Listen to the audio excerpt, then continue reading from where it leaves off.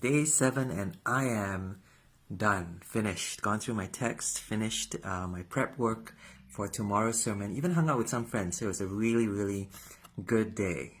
And I'll have one more post tomorrow about prayer, but today, what I spent today doing was pacing through my sermon. What's that? Pacing means giving room, enough room between your main points. You see, people need time to take in those big truths from Scripture. And oftentimes what happens when you've prepared well, if you read and you've gone through all the steps of preparing and doing illustrations and reading, you end up with a very dense sermon with lots and lots of points, and you just throw them all out at your congregation and everyone's frantically writing down the notes. And that's a good thing here in Cambridge, I guess. But most people, the average person, needs time, needs space to be able to let that truth sink down into their hearts. And that's what I do when I go through my sermon. I pace through it and make sure that the main points I want to hit, is there enough time, enough room for people to think them through and to use repetition, to use illustration, to bear it upon their lives.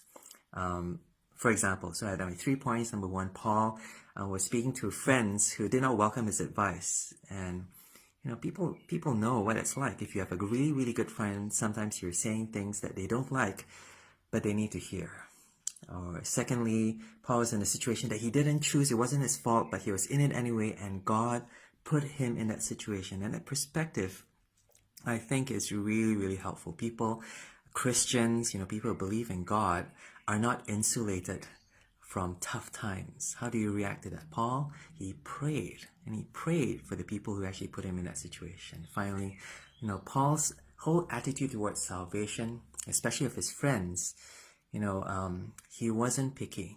We tend to think of a certain person and think, oh, that guy, he deserves to be saved. The other person, forget about him. But Paul, he prayed for everyone. He wanted everyone to know Jesus. And it really showed, in the way that God answered his prayer, saving everyone on the ship.